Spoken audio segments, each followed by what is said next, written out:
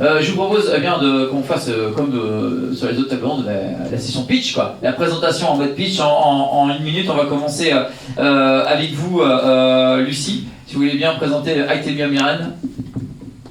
Ok, donc Actemium Iren, on est des intégrateurs industriels. Donc on va accompagner les entreprises de la conception et la rédaction d'un cahier des charges jusqu'à l'étude. On va faire des tests dans nos ateliers à Rennes.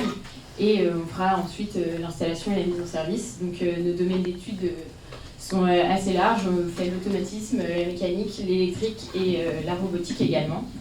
Et donc voilà, on fait du projet neuf, du rétrofit d'installation. Globalement, merci pour la présentation, Lucie. Bâtir France Ingénierie. Bonjour, Bâtir France Ingénierie, donc on est contractants généraux, on conçoit et réalise des bâtiments industriels pour tout un tas de clients, beaucoup d'industriels, de logisticiens également. On est implanté dans l'ouest de la France. La particularité, c'est qu'il y a une réelle appétence depuis longtemps pour les bâtiments labellisés sur différents registres environnementaux. Un réel accompagnement dans les clients, dans l'expression du besoin.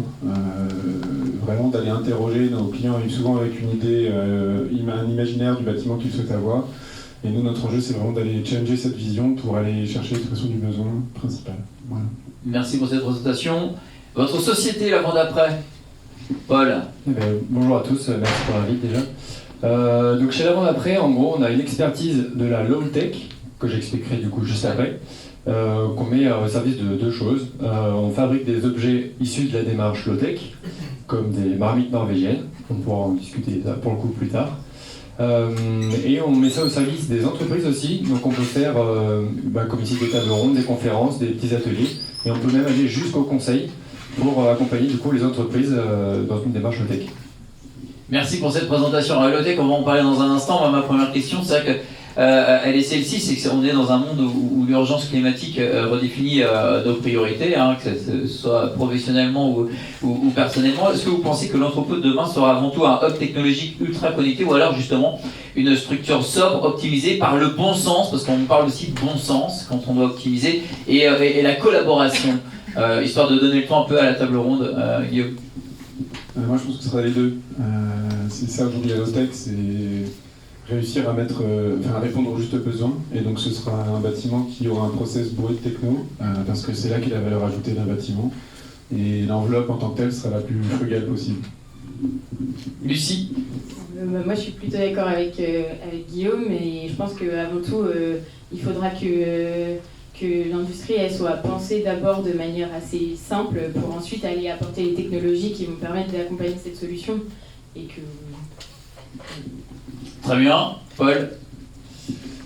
Pour moi, ça serait un entrepôt avec le minimum de technologie, le moins possible, suffisamment pour être suffisamment performant et répondre aux besoins des clients. Mais technologique un peu quand même. Voilà. Ouais, quand même. C'est la démarche low-tech. C'est la démarche low-tech. Comment est-ce que l'automatisation peut-être contribuer à réduire les émissions carbone des entrepôts tout en maintenant leur efficacité opérationnelle selon vous? Oula, non mais je peux la poser à la fin si vous voulez. Ouais, y a pas de... C'est vrai qu'elle est un peu tapée, vous avez 4 heures, voilà, ce sera corrigé par Olivier Cardin, lui-même, himself, voilà. Enfin, non mais si vous voulez pas répondre à cette question, vous n'êtes pas obligé. Comment est-ce que ça peut contribuer selon vous, l'automatisation, à réduire l'empreinte carbone d'un entrepôt? Il y a pas mal d'axes, déjà il y a la densification. On peut balayer de manière générale. Moi, sur le strict registre bâtimentaire, je pense qu'on arrive à des bâtiments qui sont plus efficients en tant que tels, énergétiquement, en termes d'enveloppe, en termes de densité de production de richesse à l'intérieur d'un mètre carré. Et donc, par définition, on réduit l'impact global par le volume en tant que tel. Ok, très bien. Lucie, vous voulez répondre à cette question? Vous avez le droit de me dire non. Ouais, je pense que je suis plutôt d'accord. On essaye d'économiser les mètres carrés et de les rendre les plus productifs pour avoir un impact au sol et une emprise au sol la plus faible possible. Ok, très bien, Paul. Même si vous n'êtes pas spécialisé automatisation. Bien sûr, de ce que je vois, non. Pour moi, c'est le cas. Très bien. Non, mais c'est noté, au contraire, on a des avis contradictoires, ça te va très bien. On est ensemble jusqu'à. Il est midi, regardez votre montre. À midi 35, ce sera la conclusion de François Jean. Ne ratez pas la conclusion de François Jean. Je sais pas où il est. Il est parti s'entraîner. Très bien. Paul, vous êtes un fervent défenseur du low-tech. On va en parler justement avec Guillaume, on l'a compris. Hein. Comment est-ce que vous définiriez, parce que c'est vrai qu'on parle de low-tech, alors voilà, c'est un vaste mot. Comment est-ce que vous définiriez la démarche low-tech comme une démarche alternative justement à la surenchère technologique? C'est quoi le low-tech finalement? Eh bien, le low-tech, c'est une démarche, donc c'est la démarche low-tech qui vise à minimiser la tech. Donc il y a 3 grands points, donc minimiser la tech. Donc c'est vrai que je ne vais pas forcément faire des copains. J'ai quand même mis une chemise. Hein. Maximiser l'utilité sociale et l'impact environnemental. Donc en gros, c'est les 3 grands points. C'est vrai que le terme, à la base, est créé en opposition à high-tech, mais ça ne veut pas dire que dans les faits, c'est le cas. En gros, on fait appel au techno-discernement. Et donc en fait, on remet en question le besoin. On repart du besoin pour bien définir si on a besoin ou non de cette technologie. En fait, le problème, c'est pas forcément la technologie, c'est notre rapport à la technologie. Un peu la technologie comme seule solution. En fait, on questionne la surenchère technologique comme seule réponse. Rien n'est low-tech dans l'absolu. Un vélo, par exemple, est plus low-tech qu'une voiture, mais est moins low-tech que la marche à pied. Ah ouais, ça j'ai bien compris. Quels sont les critères essentiels pour déterminer si une solution technologique est vraiment, alors justement, utile dans ce cadre? En gros, il y a 3 piliers de la low-tech. C'est utile, durable, accessible. Donc il faut en gros, ces objets répondent à des besoins essentiels. Ça peut être se nourrir, se déplacer, se loger, manger. Là, dans le cas d'un hub technologique, ça peut être stocker, par exemple. Il faut que ça soit durable. Donc souvent, il y a l'exemple de l'open source, par exemple, ou des choses faciles à réparer. Vu que c'est facile à réparer, on peut le prolonger dans le temps. Et accessible, et pardon, c'est là que vient l'open source. Donc ça peut être des objets qui sont en plan open source. Alors c'est l'inverse du brevet. C'est pas pour autant qu'on donne tout aux autres industriels. C'est bien protégé. C'est juste qu'on diffuse la connaissance du bien, quoi, en gros. Guillaume, vous voulez rebondir à ce que vient de dire Paul? Alors justement sur les critères, justement ces critères essentiels pour déterminer si une solution est vraiment utile, une solution technologique. Je pense que c'est la rencontre entre les deux, c'est un peu le passage de l'efficacité à l'efficience. Ouais, c'est ça. Je pense que tout l'après-guerre, on a tout basé sur l'efficacité. Et quand j'entends, l'industrie est beaucoup plus en pointe que le bâtiment là-dessus, parce que nous, on n'a pas su industrialiser, et actuellement, c'est ce qui arrive dans le bâtiment. On va avoir 2 révolutions d'un coup, grâce à la capacité à digitaliser et la conception. Je suis en train de spoiler ce qu'on va dire après. Non, c'est un bon teasing au contraire. Mais en gros, la grosse difficulté qu'a le bâtiment, c'est que chaque bâtiment, c'est un prototype. On se cachait derrière ça depuis 50 ans, et donc on reproduit des standards qu'on ajuste un petit peu. Là où, pour faire parler avec l'industrie auto, la R&D d'une auto, elle va être amortie sur la construction de dizaines de milliers de véhicules. Voilà. Là, on commence à avoir les outils qui nous permettent d'y arriver, et ça va nous permettre de mesurer l'impact de chaque élément qu'on met. Et c'est la notion, je pense, la rencontre entre les deux, c'est la notion d'efficience, c'est-à-dire énormément de technologie pour permettre de mesurer qu'est-ce qui est nécessaire, strictement nécessaire, le juste besoin. Alors vous, Lucie, est-ce que vous pouvez nous dire les technologies spécifiques d'automatisation que vous proposez justement pour réduire la consommation énergétique des entrepôts? Je pense qu'on est principalement sur des systèmes transitiques, par exemple, je pense aux convoyeurs qui vont être mis en fonctionnement uniquement quand on va détecter la présence d'un colis. Donc en automatisant en réalisant l'automatisation, on va être également capable d'avoir des usines sans forcément de présence humaine, et qui dit absence de présence humaine dit également qu'il n'y aura pas de lumière, pas de chauffage. Donc c'est des aspects qui vont permettre de réduire la consommation énergétique de l'entrepôt. On essaye aussi de bien surveiller notre consommation d'énergie avec des systèmes de gestion et de mesure au fur et à mesure. Oui, on a un deuxième micro sur la table, si vous voulez, Paul, allez-y. Non, c'est vrai que tu parlais de diminuer la consommation électrique, et j'aimerais bien prendre un peu de recul avec une vue un peu analyse de cycle de vie. Pour la décarbonation, en fait, on a tendance à se focaliser seulement sur la phase d'utilisation, alors qu'il y a bien 2 phases. Il y a aussi donc extraction des matières premières, fabrication, donc la phase d'utilisation, et aussi la fin de vie. Et en fait, sur toutes ces étapes de la fin de vie, c'est là qu'il faut bien regarder en fait, le bilan carbone et pas seulement est-ce que en fait, mon produit a moins consommé. Et je pense que c'est intéressant de regarder là-dessus, sachant que dans le monde de l'électronique, moi j'ai ce chiffre en tête, hein, vous n'avez pas le même, mais c'est 80% de l'impact qui est créé pendant la fabrication. Donc c'est vraiment hyper important de tout regarder, quoi. Alors oui, effectivement, il y a la phase de conception du produit qui peut être très carboné. C'est comme le jean qu'on porte tous, on va pas se mentir. Si on devait savoir le nombre de litres d'eau, etc. Enfin voilà, on le sait tous. Après, c'est ce qu'on en fait, justement. Et c'est vrai que pour Actemium, ce qui est intéressant, c'est que vous avez des solutions qui intègrent des équipements à faible consommation d'énergie. On avait noté en préparant justement cette tableau des merci, en tout cas, parce qu'à la base, juste pour info, c'était sa collègue qui devait venir, mais elle n'est pas là, donc c'est Lucie qui reprend le flambeau. Donc merci à Lucie d'être là.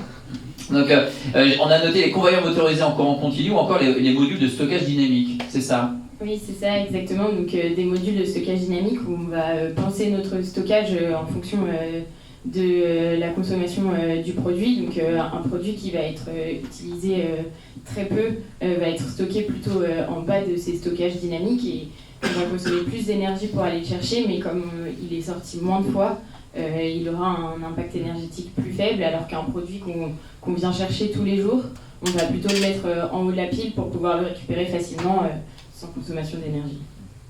Est-ce que vous avez des exemples justement à nous donner, des exemples concrets où l'automatisation a permis une réduction, on va dire, mesurable des émissions de carbone dans des opérations de supply chain? Sur des exemples concrets, pas forcément, mais je pense qu'on peut quand même tous... les principaux intérêts de l'automatisation aujourd'hui, c'est quand les clients viennent nous voir, c'est pour réduire les TMS, accroître leur productivité.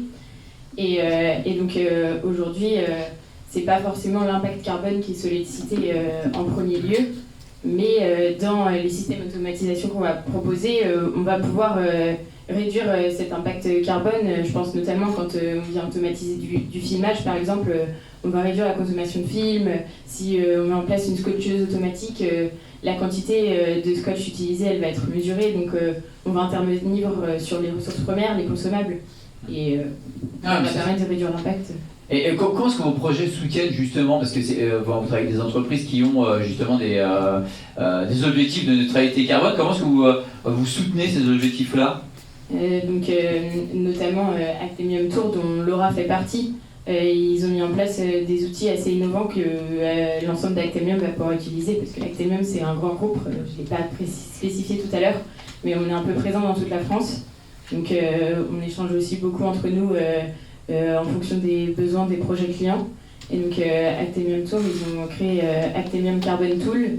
Donc ça permet de calculer les émissions de carbone indirectes, donc de scope 3. Je ne suis pas une experte sur ces domaines-là, mais c'est les sources et les émissions de carbone qui ne sont pas créées en direct dans l'usine, mais tout autour de l'activité. Et donc ça permet, ce calcul, ça va être essentiel, ça va permettre de montrer aux clients où sont ces émissions majoritaires et les réductions qu'il va pouvoir faire ensuite. On a également une offre qui s'appelle Green Transitic. Donc c'est du reconditionnement d'équipement, c'est-à-dire que quand on va aller installer une solution neuve, on va récupérer les convoyeurs, les robots, et on va les remettre à neuf dans nos ateliers et ensuite pouvoir les proposer à la revente ou même les garder dans l'usine pour les mettre à un autre poste. On fait également du rétrofit d'installation parce que globalement il y a des choses qui s'usent, mais la mécanique elle est souvent bonne et on peut garder les installations qu'on a juste en remplaçant un moteur, en mettant des technologies un peu plus modernes pour récupérer la précision qu'on avait à l'origine. On va être capable aujourd'hui d'améliorer les systèmes sans forcément acheter du neuf. Non, c'est très bien. Alors justement, si on s'arrête 2 secondes sur cette offre Green Transitix, comment est-ce que vous gérez la réutilisation du recyclage? Pour la réutilisation du recyclage, quand on va aller sur une nouvelle installation, on va aller échanger avec le client pour étudier ce qui est encore bon, ce qu'on peut récupérer, parce qu'il y a forcément des choses qui, avec les nouvelles technologies, etc., deviennent obsolètes. Il y a des standards qui évoluent également. Donc on va identifier, qualifier le matériel, on le démonte. On essaye au maximum de revendre en flux tendu pour ne pas avoir ce stockage. Aujourd'hui, l'ensemble des produits ils sont restockés à Tours. Et donc le projet à terme, c'est aussi de pouvoir stocker un peu plus partout en France pour éviter tous ces transports et ces stockages entre le démontage et l'installation.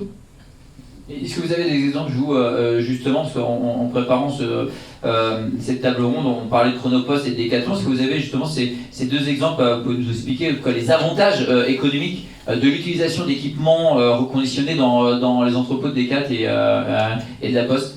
Donc chez Chronopost, ils ont été mettre en place un système de tri. Et donc en fait, Chronopost voulait investir dans du neuf, donc on a été mettre en place un système de tri sur leur plateforme. Mais le système qu'on a démonté et qu'on a remplacé, on a été le mettre ailleurs, sur un de leurs autres sites, et ça leur a permis de ne pas acheter 2 fois du neuf, mais de faire du reconditionné avec leur ancienne installation et de n'installer une seule fois que du neuf. Donc ça leur a permis de réduire leurs coûts, mais également leur empreinte écologique. Et donc pour Decathlon, en fait, régulièrement, leurs flux logistiques ils sont adaptés. Donc en fonction des produits qui sortent, des plans de charge qui sont prévus, de la saisonnalité. Et donc régulièrement, on transfère les trieurs et les autres équipements de chaque plateforme d'un endroit à l'autre. J'aimerais qu'on parle de maintenance prédictive. Pourquoi? Parce que c'est vrai que quand on met en place des solutions automatisées, la maintenance prédictive peut permettre justement d'allonger la durée de vie des équipements. Comment ça se passe pour vous chez Actemium? Chez Actemium, l'avantage de la maintenance prédictive, c'est qu'on va venir mettre en place des outils avec de l'IA, aujourd'hui les objets connectés, l'IoT notamment. On va venir analyser nos données sur notre ligne de production pour pouvoir anticiper les changements de la structure de la machine et éviter la casse également. Et ça permet aussi de ne pas se dire on va changer un produit tous les 3 ans, mais plutôt de venir vérifier qu'il est en bon état et de le changer uniquement au besoin, de ne pas le changer parce qu'on avait défini à l'origine une maintenance. Ça nous permet de surveiller l'usure de nos produits et d'éviter la casse mécanique qui pourrait arriver. Alors c'est intéressant parce que sur cette table ronde, on a 3 profils complètement en tout cas différents. On a les solutions automatisées avec Actemium, on a le low-tech avec la vente d'après, on l'a bien compris, la techno c'est bien mais pas trop quand même, on a bien compris. Et puis on a aussi Guillaume, alors c'est Bâtir France Ingénierie, qui met en avant, et on l'a évoqué lors des précédentes tables rondes, les entrepôts verticaux. Et ils sont beaucoup plus présents en Asie qu'en France. Pour quelles raisons? Souvent on voit ça sous l'angle de la réglementation, en disant que c'est la réglementation qui pose problème, etc. Mais finalement, quand on y regarde de plus près, si on regarde aujourd'hui tout le champ de réglementation qui existe, ça aurait plutôt tendance à pousser vers la verticalisation. C'est surtout l'équilibrage de l'équation économique entre le coût du bâtiment qui est de plus en plus impactant de par toutes ces réglementations et l'économie du projet en tant que tel qui pose problème. Voilà. Alors on a cet aspect réglementation, on a aussi peut-être les mentalités d'investissement. Est-ce que ça reste des obstacles majeurs pour créer ce genre de bâtiment en France? Oui, c'est forcément. La notion du ROI, on en a beaucoup entendu parler. La notion du ROI, elle appelle toujours à la notion de valeur. On voit effectivement qu'il y a tout un prisme de valeur générée par la verticalisation, par le fait de réduire l'impact d'un bâtiment, etc., qui peuvent être présentes, mais qui sont très difficiles à monétiser. Mais juste pour faire un rapide briefing, c'est que je pense qu'aujourd'hui, tous dans vos activités, vous le subissez, le contexte réglementaire du bâtiment, il a énormément évolué. C'est-à-dire qu'aujourd'hui, on est passé à la réglementation environnementale 2020. Je ne sais pas si beaucoup d'entre vous ont conscience de ça, mais c'est une des premières réglementations au monde qui intègre la notion de comptabilité carbone dans la conception d'un bâtiment, en modélisant le coût carbone de l'extraction du matériau, le transport, c'est-à-dire que chaque projet va vraiment va devoir être vu de manière individuelle. Il y a les réglementations ZAN qui vient réduire les fossés. On a les réglementations loi sur l'eau. Ça redéfinit la conception environnementale. Mais ça a énormément de contraintes. Donc aujourd'hui, le prisme de la contrainte fait qu'il y a tous les critères, tous les curseurs économiques qui explosent. Et ça rend les projets beaucoup plus difficilement finançables. Et là, il est là l'enjeu aujourd'hui. Alors, il y a les enjeux, il y a aussi la vision aussi peut-être en court-termiste et à long terme justement sur l'adoption de ces projets. Est-ce que vous l'expliquez justement cette différence entre la vision à court terme et la vision à long terme? Ce qui est certain, c'est que ceux qui y arrivent, c'est ceux qui ont une vision à long terme. Après... C'est-à-dire quand on est sous le strict prisme du ROI, on va faire des bâtiments comme d'habitude. L'intérêt d'avoir nous tout un panel de typologies de clients, c'est qu'on voit bien que les approches sont différentes en fonction des activités. Et qu'il y a des activités où légitimement on ne peut pas reprocher à un client de ne pas aller voir plus loin que la stricte limite de son financement qu'il est capable d'avoir. Et ça c'est vraiment difficile à monétiser. Et aujourd'hui, pour revenir à la question de départ concernant les bâtiments à étages, l'enjeu c'est pas la réglementation, c'est la planification territoriale, et on voit bien que si c'est fait soit dans des endroits où la contrainte foncière elle est énorme, et où du coup le coût du foncier justifie le surcoût de la construction d'un bâtiment à étage, et en qui plus est avec la proximité que ça peut apporter avec ce qui est desservi à travers le bâtiment logistique. Et en Asie, il y a énormément d'activités qui vont sur du bâtiment à étage. On a travaillé par exemple pour l'industrie française du port qui collabore avec l'Asie. À l'Asie, vous avez des usines à port qui fabriquent c'est des fermes verticales. Et là, c'est un enjeu de planification territoriale avec planification économique aussi. Et je trouve l'explication se trouve surtout dans les modèles économiques, où il y a une soutenabilité du modèle de la verticalisation qui est tenue par l'Europe. Ça fonctionne plutôt par contrainte réglementaire. Et libre à l'entreprise qui, elle, a toutes ces contraintes réglementaires, mais doit rester rentable de y arriver ou pas. Là où en Asie, il y a vraiment une planification là-dessus. Est-ce que le ROI, puisqu'on a parlé de ROI, est sous-évalué justement en Europe? Est-ce qu'on a cette tendance à se dire, il faudra peut-être qu'on y aille? Oui, et d'ailleurs il y a une autre réglementation qui arrive qui est la CSRD, je pense qu'il y a pas mal d'entre vous qui êtes concernés, qui est la notion de soutenable et de durable, et qui va venir vraiment percuter toutes les habitudes qu'on avait sur les conceptions bâtimentaires. C'est-à-dire qu'il va falloir aller voir plus loin. Typiquement, on a un cas concret qui était avant-guerre en Ukraine, où on travaillait avec un client qui est parti de son ambition environnementale sur un bâtiment. Donc on est parti sur des critères de label qu'on pouvait soutenir avec des notions d'approvisionnement d'énergie locale, etc. etc. Et la dernière étape pour valider les projets, c'était un bureau où étaient alignés le directeur, le DAF, le DRH, etc. Et on a parlé ROI. Donc un des critères, c'était le fonctionnement énergétique de l'usine en tant que telle. Dans un cas, on était sur du classique avec du gaz, et dans l'autre, on était sur un projet plus vertueux qui était avec du biomatériau. Donc en gros du bois composté. Le ROI était difficilement projetable avec le bois, donc on est parti sur du gaz. Guerre en Ukraine, plus de gaz. Le gaz a explosé, etc. Donc on voit bien qu'aujourd'hui, le monde qu'on projette à 20 ans, il est difficilement projetable dans un ROI. Et donc ça vient vraiment percuter ça et de voir qu'est-ce qui est résilient, qu'est-ce qui va tenir, Voilà, il y a 10 ans, quand on disait le gaz, il y a 10 ans, vos bilans énergétiques pour les maisons valorisaient le gaz par rapport à l'électricité. Parce que l'électricité est une notion énergétique et pas une notion carbone. L'énergie électrique, vous en perdez la moitié entre la centrale et chez vous. Donc vous aviez un malus quand vous étiez à l'électrique. Et vous aviez 0 perte pour le gaz. Là, on voit bien que quand on passe sous un prisme carbone, le gaz est vraiment bien pire. Et en plus, sur une notion de résilience et d'autonomie énergétique, il l'est aussi. Donc voilà, ce qu'amène la CSRD, c'est ça, et ça vient vraiment percuter tous nos modèles habituels. Et d'où l'intérêt d'avoir cette vision à long terme. Paul, vous voulez réagir? Ouais, mais c'est hyper intéressant ce que dit Guillaume. C'est aussi un peu ce que dit le GIEC, l'IPBES, la CIA, l'OCDE.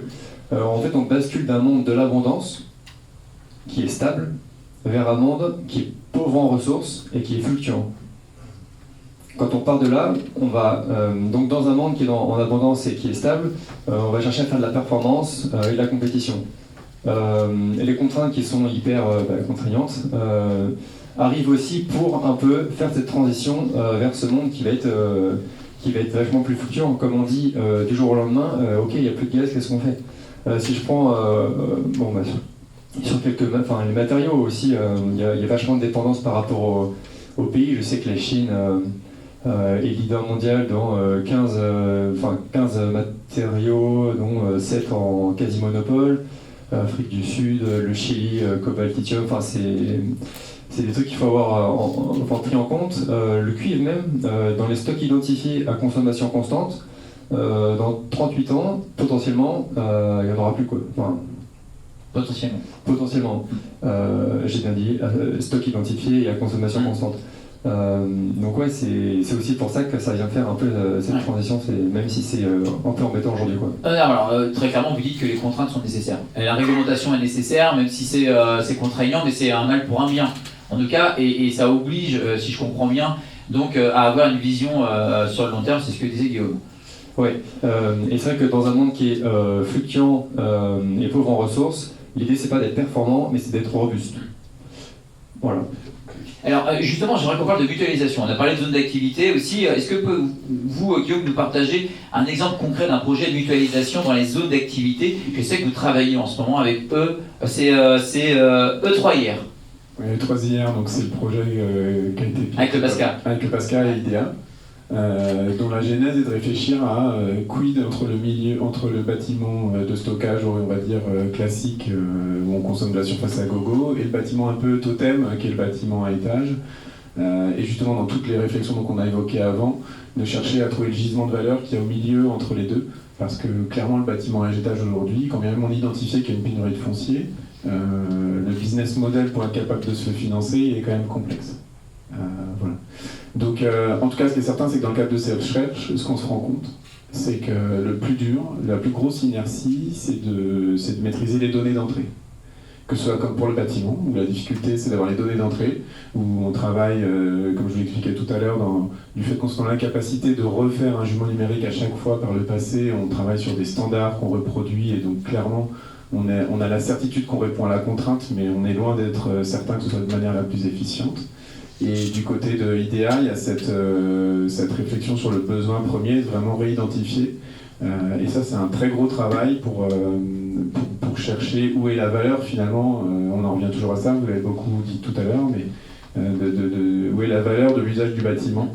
Et il faut le prendre de manière très académique. Donc ça fait 1 an qu'on est sur le sujet et on ne sait pas encore exactement ce qui va en ressortir. Vous travaillez dessus et c'est tant mieux. Alors c'est vrai que la thématique de cette table ronde, vous la voyez, comment l'automatisation peut aider à la transition vers des entrepôts décarbonés. Alors quand on parle d'automatisation, on parle des choix technologiques. Quels sont selon vous les choix technologiques ou alors low-tech qui font preuve de bon sens dans ce contexte, Guillaume? On peut parler du BIM. Ah oui, ce qu'on a défloré tout à l'heure, ouais. C'est que l'enjeu c'est de mesurer l'impact de ce qu'on fait. Je ne sais pas le BIM si tout le monde maîtrise ce que c'est, mais c'est le fait de modéliser le bâtiment. Et pas uniquement le fait de le représenter en 3D, mais c'est que chaque élément du bâtiment comporte sa propre data. Donc c'est une démarche qui est nouvelle dans le bâtiment, enfin qui n'est pas nouvelle, mais qui bute justement sur ce référencement initial de la data. L'enjeu pour nous, c'est d'être capable de sortir de ces séquences successives où chaque personne travaillait sur son étape du projet, où on dessinait le projet, on se demandait comment il allait tenir debout après, on le concevait, on mettait de la structure, et puis chaque fois on repartait à zéro, et donc tout était porté par l'expérience des gens. Là, l'enjeu pour nous, c'est vraiment de travailler autour d'un noyau de données, que chaque élément du bâtiment soit vraiment renseigné, et ça nous permet de mesurer l'impact de chacune des décisions. Pour faire assez simple, ça change quand même, ça paraît rien, mais ça change fondamentalement l'acte de construire, c'est-à-dire qu'on part plus d'objets et on se demande comment on le construit, qu'on conçoit l'objet grâce à l'outil. Pour faire simple, je vous parlais tout à l'heure de réglementation. En réglementation, avant 2020, on n'avait qu'une seule contrainte, c'était que ça tienne debout, et la consommation énergétique du bâtiment. On se foutait de tout le reste. Aujourd'hui, donc on avait 2 critères. Donc en gros, on avançait, on faisait des bâtiments un peu comme d'habitude. Quand on était un peu juste au niveau énergétique, on rajoutait 1 ou 2 technos, ça passait en dessous. Si vous ne passiez pas avec la VMC gros réglable, vous passiez à la double flux, un petit surcoût, et puis ça passait.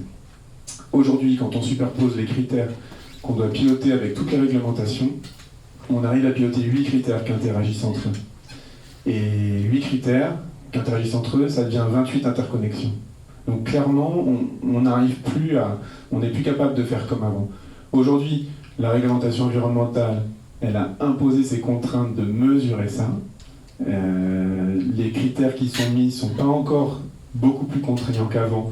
Donc en fait, la profession est en train d'apprendre à concevoir de cette manière-là, mais on fait un peu les mêmes bâtiments qu'avant. Mais aujourd'hui, c'est une réglementation qui est prévue d'évoluer de manière progressive et qui va vraiment resserrer tous ces critères-là. Et donc la seule manière d'y arriver, c'est de mesurer l'impact dès qu'on touche à un critère, de voir comment ça impacte tous les autres pour être sûr qu'on soit conforme réglementairement et de mesurer le coût aussi. Est-ce qu'on peut y intégrer les solutions automatisées? Parce que c'est vrai qu'on parle des solutions avec Actemium qui peuvent décarboner un entrepôt, en tout cas en limiter l'empreinte carbone. Est-ce que dans le BIM, c'est possible ou pas? Je pense que clairement il y aura un moment où ce sera la rencontre entre les deux. On est d'accord. On voit bien que les acteurs interagissent entre les deux, mais comme je vous le disais, nous côté bâtiment, il y a énormément de travail pour embarquer tout le monde, et puis c'est un secteur qui va vraiment se révolutionner. C'est-à-dire que nos manières de construire changent. IDEA propose des solutions logistiques pour les bâtiments, donc nous la manière de modéliser, on fait de plus en plus de hors-site. Donc le bâtiment va vraiment évoluer, à mon sens, on va devenir assemblier de solutions industrielles, et on se rend compte que quand on regarde comment on faisait du bâtiment il y a longtemps, il y a une grande partie du job, c'était de la logistique locale, et on est en train de s'interroger sur le fait d'externaliser ces logistiques-là, qu'on ait des hors-sites qui soient assemblés sur place, donc c'est vraiment un métier qui va évoluer là-dessus. Alors, et donc par définition, il y a le jumeau numérique, et on parle bien de jumeau numérique aussi pour le process, donc il y a la rencontre entre les deux. Alors ça, c'est vraiment la rencontre entre les deux. Alors, si je comprends bien, en tout cas, c'est le BIM en tout cas qui va justement aider à décarboner et à rentrer dans les clous réglementaires. On parle de jumeaux numériques. Ça a été évoqué par Olivier tout à l'heure, Olivier Cardin, qui nous a fait la visite de la halle. C'est génial, hein, allez-y, faites la visite de la halle. Merci encore Olivier Cardin pour cette visite de la halle technologique de l'IUT. C'est formidable et justement, il l'évoquait pendant cette visite. Ça va arriver dans les prochaines années. Hein. Olivier, si vous voulez prendre la parole, vous me le dites, il n'y a aucun problème. Si vous voulez donner votre sentiment par rapport à nos échanges. Mais voilà, donc on a le jumeau numérique, on a le BIM.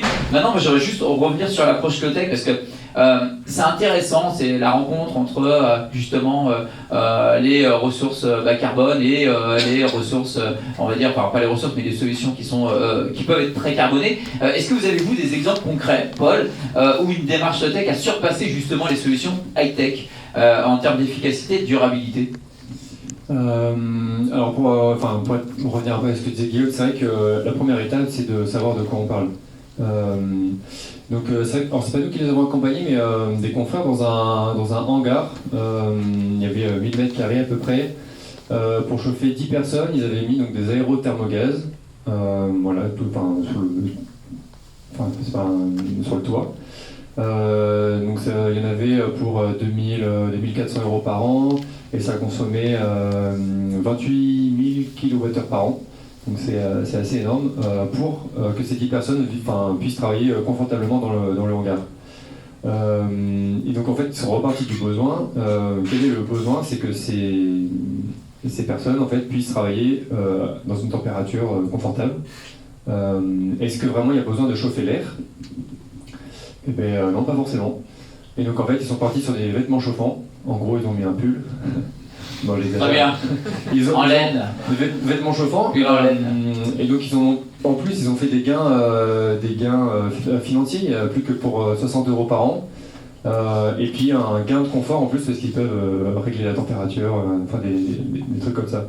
Donc on a enlevé en gros cette technologie qui n'est pas forcément considérée comme high-tech, hein, d'accord, pour arriver à un niveau il y a un bilan carbone en plus bénéfique, économique et écologique. Et comment est-ce que vous avez à promouvoir des choix de conception basés sur le bon sens et la sobriété dans des environnements de logistique élevés? Alors là on a compris que vous mettez un pull, mais mis à part le pull. J'ai un autre exemple en tête.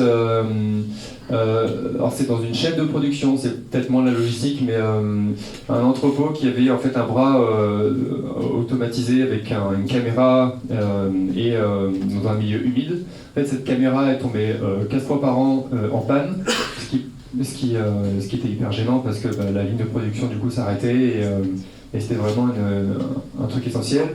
Ils se sont dit, on va mettre une caméra, donc le réflexe de base, sur recherche technologique, on va mettre une caméra encore plus étanche, encore mieux. Elle est tombée quand même un peu moins en panne, mais elle est tombée quand même en panne. Et en fait, la solution, c'était d'enlever de cette caméra et de changer un peu le premier convoyeur et de faire une espèce de V en fait pour que donc c'était une usine de sandwich pour que les sandwichs arrivent d'une certaine manière et que le bras vient un capteur et juste besoin de les amener sur la deuxième ligne de convoyage. Donc en faisant de l'innovation soustractive, on arrive à un meilleur résultat. Voilà. C'est hyper intéressant comme exemple. Alors, c'est pour ça qu'on voulait absolument qu'il soit avec nous, parce que il y a un contre-exemple de tout ce qui est nouvelles techno et des solutions qui vont arriver. Comme quoi, on peut quand même réussir à lier les deux.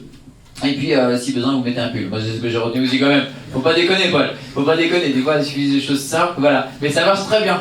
Mais oui, ce qui est important, et c'est la première chose, c'est de savoir qui est-ce qui consomme et qui est-ce qui est émetteur en CO2 C'est ça. pour pouvoir agir dessus. Parce qu'on a beau imaginer des choses, tant qu'on n'a pas les chiffres en face, on ne pourra rien faire. Je peux comprendre. Alors gardez le micro, Paul, parce que vous avez parlé tout à l'heure de rareté des métaux. On a parlé de crise géopolitique avec Guillaume. Face à cette dépendance mondiale aux métaux rares, comment est-ce que la démarche low cost, en tout cas qu'est-ce que vous observez, peut-elle contribuer à renforcer la résilience des entreprises dans un monde de rareté? La démarche low-tech, ouais, carrément. Low-tech, j'ai dit low cost? Pas de souci. Non, mais vous êtes pas Pardon, je suis pas le seul à avoir faire la lapsus. Non, vous n'êtes pas le dernier, pas de souci. D'accord. Merci de m'avoir repris. Aucun problème.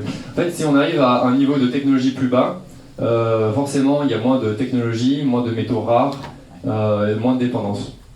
Voilà, réponse super simple. En diminuant au maximum le taux de technologie, parce que je suis bien conscient qu'il y a, en fonction du besoin, des fois c'est pas possible de descendre trop bas non plus.